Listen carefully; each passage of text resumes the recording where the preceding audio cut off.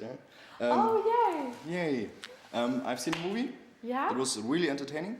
Thank you. Yeah, especially you. Aw. Yeah, you saved the movie for all action fans, I think. Oh, thank you so Yeah, much. coolest action movie. Tell me something about your role, number 6. Yeah, okay, so I play number 6, and she comes from the same planet as number 4.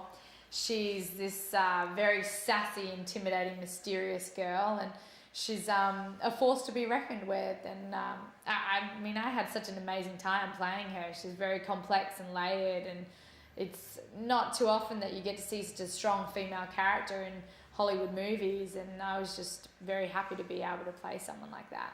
Yeah. Do you like action scenes?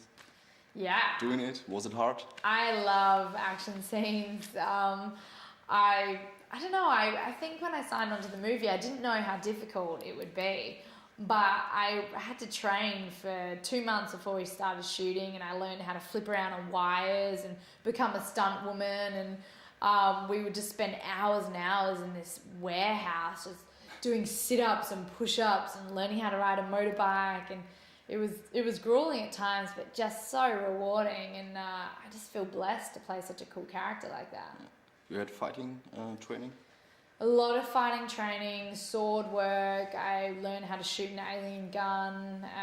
Just a whole different range of skill sets that I had never been a part of before. And I was so new to this whole thing, and it was hard. I got in the best shape of my life though, which is amazing. I was really happy about that. So you were able to defeat Kevin Durant in real life now? I don't think anyone cool can defeat Kevin Durant. That man is a tank. Does he look that scary in natural? He doesn't have gills on his face, and he doesn't have tattoos on his head, so he doesn't look as scary. But I will say, I just saw him recently. He's shooting a film with a friend of mine, and I saw him on set, and he's a tank. He's like one of the biggest guys I've ever seen.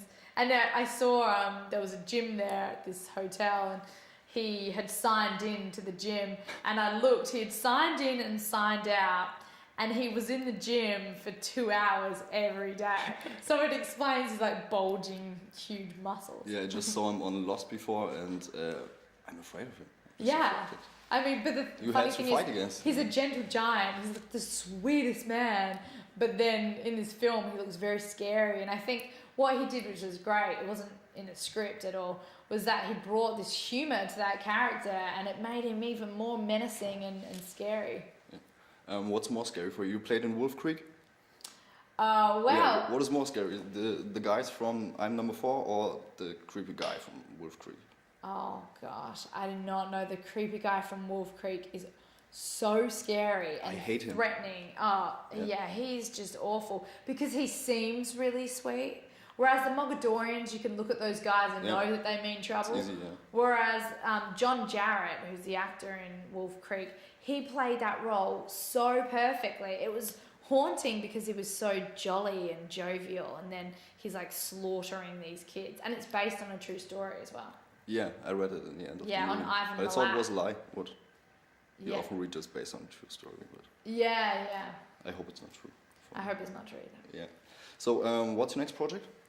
So I just wrapped a film called Say Nothing, and it's an Australian independent drama. It's with Joel Edgerton, who's a great Australian actor, and it's the director, Kieran Darcy-Smith. He's from the Blue Tongue Films group, and they're responsible for Animal Kingdom, which just came out, and The Square. So it's good company to be in. I'm very excited for that film to come out. All right. And what's the difference between making movies in Australia and in the US? Well, there's more luxury in US? Or yeah, in the US it's kind of easier, I would say, because you have so much more time to get the scenes right, and you have the liberty to take hours on a scene. Whereas in Australia, you're just fighting against the clock all the time. You have such a smaller budget that you really have to be on point, and there's a huge pressure on you to get your scenes right in 1 or 2 takes. And but there's more of a collaboration on a smaller film. You have more of a say of your character. You're not coming up against a big studio. There's only like 2 or 3 people that you can, really come up against. And so I like both processes, both aspects of filmmaking in Australia and also in America.